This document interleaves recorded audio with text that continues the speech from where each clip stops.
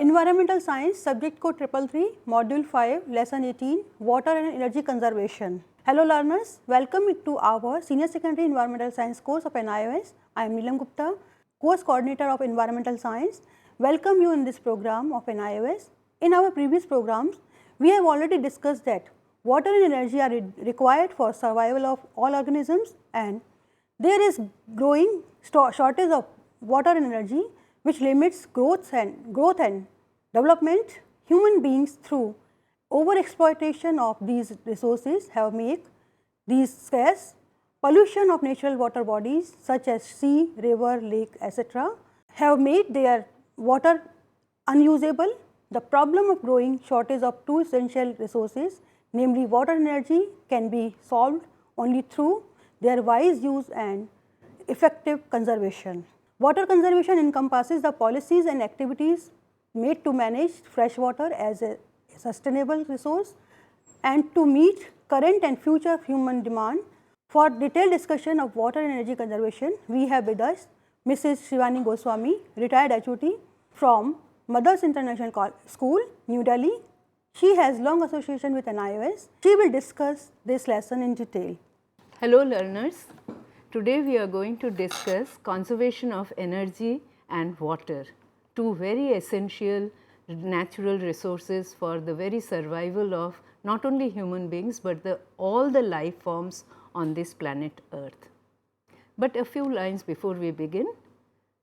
There is no doubt that humanity has made tremendous progress in leaps and bounds, especially so in last 150 years of our history. But at what cost? We have plundered our natural resources, we have overexploited them. As a result, the water that we drink today is polluted, the air we breathe is poisonous, and the threat of global warming is looming large on us, and it is a reality, not a fiction.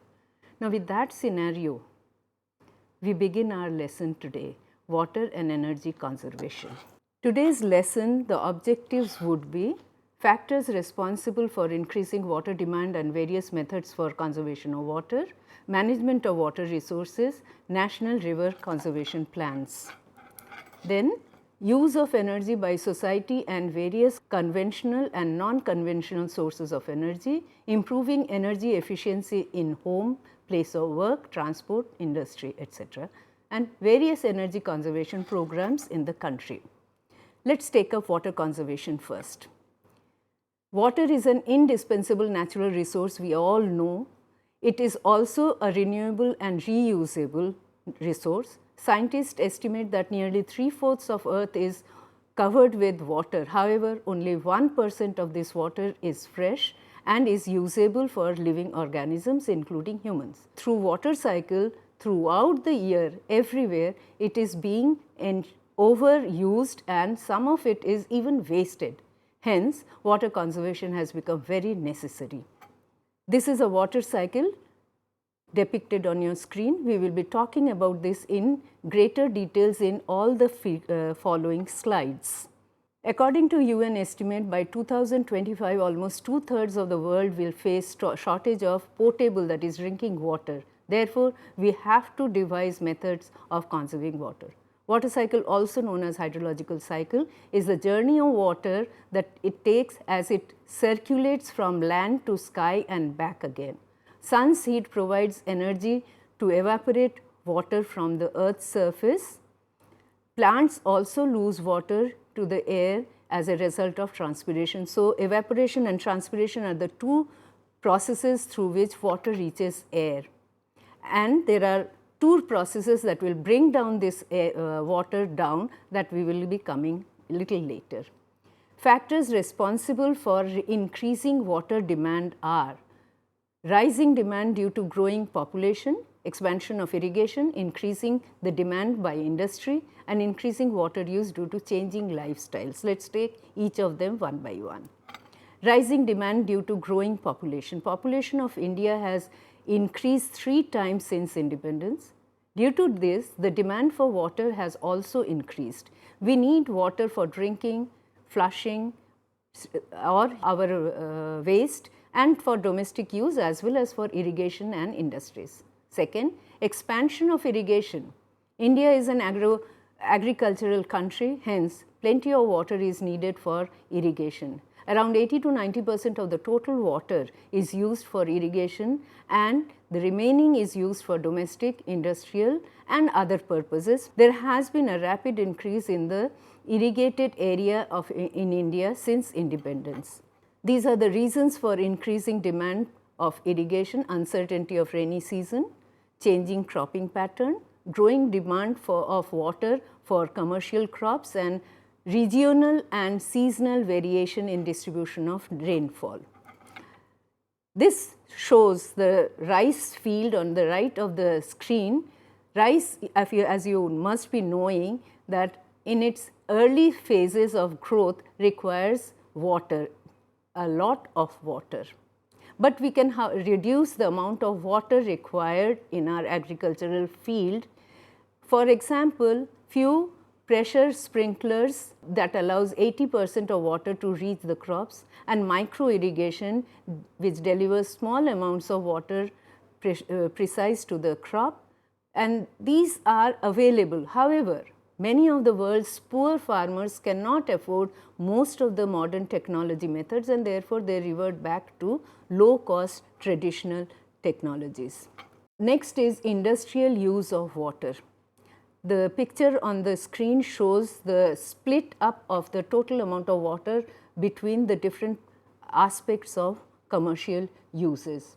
Water is used in many industries, be it agro-based industry or mineral based industries. Water is needed in large amounts during the production process or as heat exchanger for cooling various machines and instruments that get heated up as a result. In power plants too, water is used as power source as well as for cooling agent. The coal and oil refinery industries use water in various chemical processes. The changing lifestyle. The lifestyle of people has changed. Large number of attractive appliances, gadgets and fittings are available. Taps and showers are designed in such a way that large amount of water comes out when they are turned on. Washing machine and dishwasher also use large amounts of water. Lot of water is used for recreational purposes like water parks. Most of the sports or games require huge quantities of water. Water in the reservoir are used for recreational purposes such as boating, swimming, etc. Even golf courses which are maintained well require tremendous amount of water for their maintenance. Need for conserving water. We receive the second highest rainfall in the world, first being the Brazil, but much less water infiltrates the soil or is reintered into our water table. A sizable amount of water is drained as runoff, that is moving out from the soil surface and draining into the sea. The map shows the water stress in different parts of our country. The red parts are the ones which are in the stress, that is they have much less amount of water than they require, and yellow and orange show comparatively less amount of stress, that is our northeast areas. In the high stress zones are our states like Gujarat, Rajasthan, etc. Observe the state situations in this picture carefully. Methods of conserving water. Recharging of groundwater, reforestation, recycling of water, reuse of wastewater and water harvesting. Let us take each of them one by one. Reforestation. There is a continuous interchange of moisture between earth and atmosphere constituting water cycle. The movement of water through the hydrological cycle has a major influence on rainwater distribution. Plants play an important role in this cycle through the process of transpiration. Thus, forests play a very important role in maintaining water balance of the soil and the atmosphere. Forests play a protective function too, and they conserve soil and water. Forests provide major ecological services like support energy flow, chemical cycling, reduce soil erosion and absorb and release water They also purify water and air. They influence local and regional climate. They store atmospheric carbon. Cutting down of forest reduces the ecological service provided by the forest, and it can lead to regional and global climate change. Reforestation is the process of planting of trees on deforested areas or increased tree cover from the regrowth and planting of trees, that is called as plantation. Reforestation increases soil fertility by preventing soil erosion, prevents runoff of eroded soil into aquatic system and thereby preventing flooding. Thus, reforestation plays a major role in conservation of water. The diagram on your screen shows two pictures, scenarios. On the left is a reforested area, and on the right there is a comparison between the same field. In 2008, it was a barren land, and after a few years after replantation, you have the picture on your screen that was taken in 2014. Next is recycling of water. The wastewater from industrial or domestic sources can be used after proper treatment for irrigation, recharging the groundwater, and even for industrial and municipal use. Agricultural lands close to cities can be irrigated with municipal wastewater. Household level recycled grey water can be put to various uses to reduce pure water requirement. Pure water after use in bath and shower can also be used for watering the plants. This is a picture, rather schematic diagram showing the use of grey water. Wastewater reuse or recycling always reuse the grey water. The grey water for flushing toilets or watering garden. Grey water is all wastewater generated in household or office buildings from streams without fecal contamination, that is streams except for the wastewater from toilets. Sources of grey water include showers, baths, washing machine and dishwasher. Reuse of wastewater. Wastewater containing lots of nutrients, and these nutrients may help in the growth of plants when such water is used in irrigation. Reuse of wastewater occurs most effectively with on-site or small treatment systems. This is a pictorial depiction of rainwater water harvesting. It is showing how the rainwater falls on the rooftop and that is getting collected in a tank under the ground, and after required treatment, it can be used for various purposes. Water harvesting is collecting the rainwater that falls on the house rooftops and buildings and putting it to use later on, or simply replenishing the groundwater by allowing the water to reach underground. The ancient methods of water management, including capturing of water from swollen streams and rivers during monsoon season and storing it in various forms of water bodies, can also be done. Recharging of groundwater. The available groundwater is about 13 to 20 times more than the water available on the surface. The groundwater consists of water contained in the soil or aquifers, that is the underground natural water reservoir. Flood water may be injected into the aquifers through series of deep pits or ditches. Small reservoirs and percolation tanks to be dug to hold the runoff water recharging the groundwater, or the stormwater, used water, that is the municipal and domestic wastewater, can be fed into pits, trenches, depressions to be filtered and percolated through the soil for recharging the groundwater. Desiltation of canals and tanks should be done regularly, that also allows faster percolation, and pre-monsoon tillage of the crop fields help in conserving soil moisture.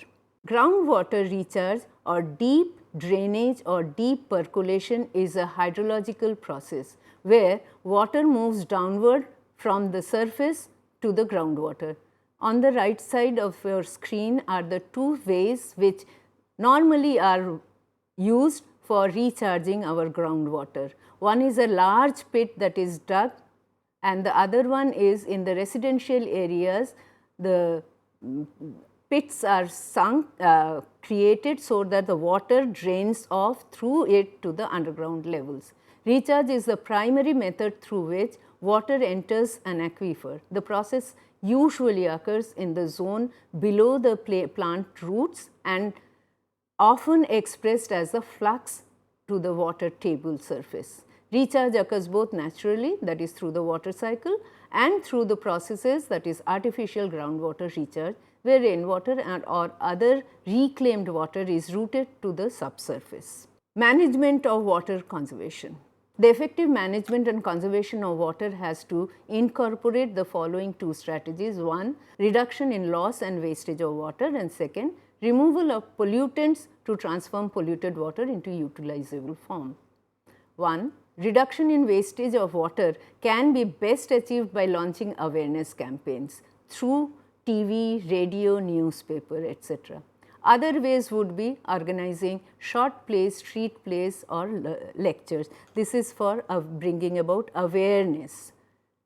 Any agency, either government or otherwise, responsible for water meters and charging for water use should make it a point to install efficient water meters and decide to charge a rate which will force the public to reduce use of municipal water. Environmental protection agencies estimated that metering alone can reduce consumption by 20 to 40%. Taps, showers, flow restrictors and low volume toilet flushes can also help in this aspect. Raw water flushing, where toilets use sea water or non-purified water. Any leak in water pipes and faucets should be detected and repaired immediately. Lawns and gardens should be watered in early morning or late evening to prevent excessive transpiration and water loss. Rainwater is a major source of water for irrigation of agricultural fields in the country and also for recharging the groundwater. Rainfalls is restricted to 3 months in a year. Therefore, rainwater should be stored and use of groundwater should be well planned, as groundwater is a renewable water source and gets replenished by natural processes of recharge. The diagram shows groundwater recharging, and on the right you have a deep pipe fitted so that the runoff water can be pushed to the subsoil area to recharge the groundwater. Next is removal of pollutants to transform the polluted water into utilizable form. Proper treatment of domestic and municipal wastewater, which is rich in organic matter and pathogens, also help to conserve water. Tremendous water treatment ensures the removal of pollution, germs, toxic elements. Aquatic plants like water hyacinth, etc. also help towards this aspect. They absorb pollutants like phosphates and thereby making the water usable. These aquatic plants can be harvested later for producing biogas. National river conservation plans. There are several rivers in India such as Ganga, Yamuna, Brahmaputra, Krishna, Kaveri, Narmada, Godavari. We are all familiar with these names. Many of the Indian rivers are polluted and their water over large stretches are unfit for human use. River pollution is mostly from discharge of effluents by the industries or cities developed along the river course and from bathing, washing clothes and throwing garbage into it. To clean up the rivers, massive action plans have been launched. We will be discussing two: Ganga Action Plan and Yamuna Action Plan. Ganga Action Plan. Ganga is the largest Indian river running for about 2,522 kilometers area. The major cause of Ganga water pollution is unrestricted discharge of untreated sewage and industrial effluents all along its course. Ganga Action Plan is an ambitious and first of its kind river cleaning project. It was launched on 14th January 1986 to improve the water quality by diversion and treatment of domestic sewage. The other objectives of Ganga Action Plan are control of pollution from agricultural runoff, human defecation, cattle wallowing and throwing of unburnt or half-burnt bodies into the river, research and development to conserve biotic and diversity of the river, and development of new technology of sewage treatment. Yamuna Action Plan was also implemented in 1993. It is a bilateral project between Government of India and Japan for taking up the cleaning process of river Yamuna. Yamuna runs for about 1336 kilometers across several northern Indian states. Action Plan aims at cleaning and conserve the water of river Yamuna by removing pollutants from it. Under the Yamuna Action Plan, the most critical stretches of Yamuna have been taken up for cleaning up, and it is also, this particular action plan is primarily looking at the pollution around Delhi stretches where city dumps most of its total sewage. Thank you, friends. I hope you have enjoyed today's lesson and learned a few tips to conserve energy. Thank you, Shivani ma'am, for sharing information related to water and energy conservation. Before we wrap up, we would like to recap the main points, that is what you have learned. Water is an indispensable natural resource. Sources of usable water are rivers, lakes, ponds, tanks and groundwater. Several factors responsible for water scarcity are increased demand of an increasing population, increasing demand by expansion of irrigation and its demand, increasing water use to changing in lifestyle, silting of rivers, bad management of water resources. Since water is needed for domestic purposes, in industries, irrigation and rearing livestock, its conservation is absolutely necessary. Water may be conserved by proper management of water resources. This can be in four directions. Reducing water wastage is best reduced by generating public awareness through the media, enforcement by the government and by individual efforts.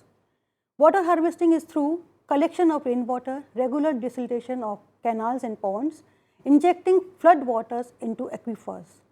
Another way of obtaining usable water is by removing pollutant from freshwater bodies.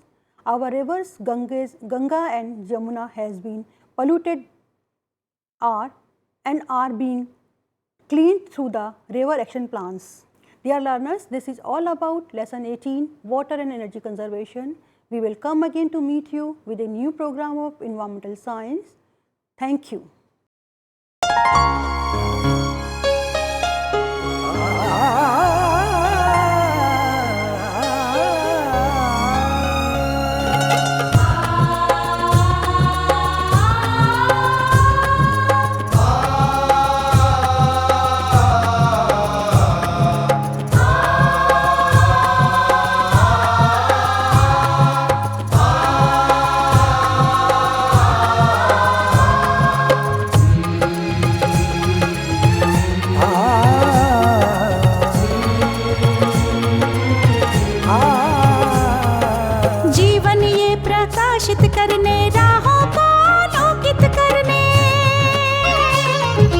जीवन ये प्रकाशित करने राहों को आलोकित करने, हम अपना दीपक स्वयं बने, हम अपना रास्ता स्वयं चुने।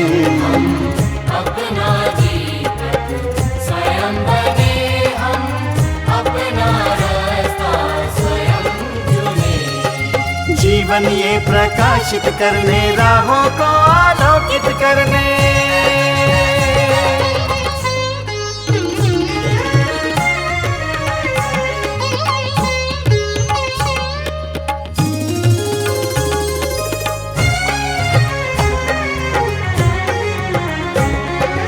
धन साधन समय की सीमा से विद्यालय जो मुक्त हो, धन साधन समय की सीमा से विद्यालय जो मुक्त हो। कभी पढ़े हम कहीं पढ़े वे विषय की लोच से युक्त हो, कभी पढ़े हम कहीं पढ़े वे विषय की लोच से युक्त हो। मित्रों हम उठे और जागे, मंजिल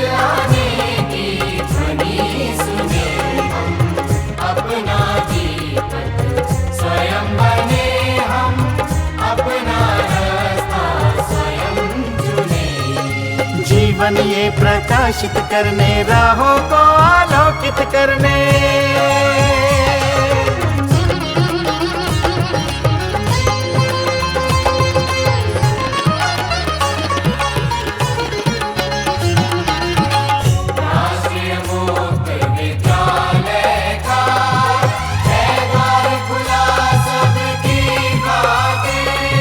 शिक्षा परीक्षा का अवसर एक बार ही क्यों मिलता फिर। शिक्षा और परीक्षा का अवसर एक बार ही क्यों मिलता फिर। दुनिया में इसके केंद्र बहुत, कोई मन चाहा केंद्र चुने, हम अपना जीवन स्वयं बने, हम अपना रास्ता स्वयं चुने। कोई मन चाहा केंद्र चुने, स्वयं बने, हम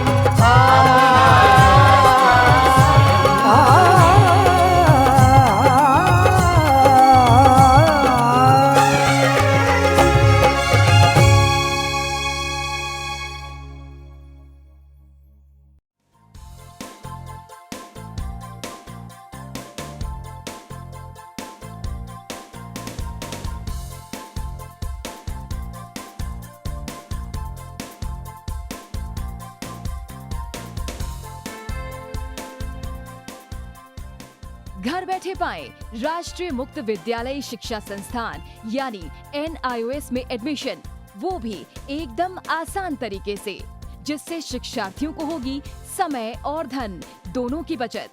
NIOS से शिक्षा कभी भी कहीं भी। शिक्षार्थियों, क्या आप जानते हैं NIOS में एडमिशन लेने का सरल और सुगम तरीका, जिससे शिक्षार्थियों को ऑनलाइन प्रवेश लेने में सहूलियत मिलती है। NIOS में प्रवेश की प्रक्रिया पूर्णतया ऑनलाइन है। शिक्षार्थी घर बैठे इंटरनेट द्वारा प्रवेश के लिए सबसे पहले NIOS की वेबसाइट www.nios.ac.in पर लॉगिन करें। अपना ईमेल आईडी और पासवर्ड डालकर अपना पंजीकरण करें। पंजीकरण के बाद लॉगिन करने पर ऑनलाइन प्रवेश हेतु आवेदन पत्र खुलेगा। आवेदन पत्र को निर्देशानुसार भरें और प्रिंट आउट लें। इस प्रिंट आउट पर अपनी फोटो संलग्न करें। ऑनलाइन प्रवेश के लिए शुल्क हेतु भुगतान के तरीके हैं: क्रेडिट कार्ड के द्वारा, डेबिट कार्ड के द्वारा, राष्ट्रीयकृत बैंक के ड्राफ्ट के माध्यम से, जो कि सचिव NIOS नई दिल्ली या नोएडा के पक्ष में देय हो।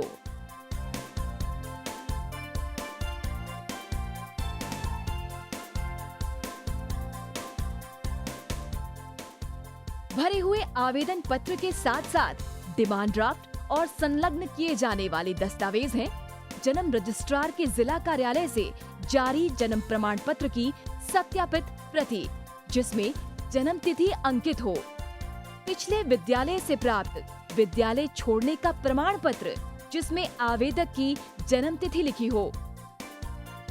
प्रवेश फॉर्म का प्रिंट आउट NIOS के संबद्ध क्षेत्रीय केंद्रों पर 10 दिनों में पहुंच जाना चाहिए, अन्यथा उचित दस्तावेज न लगे होने पर आवेदन फॉर्म रद्द किया जा सकता है।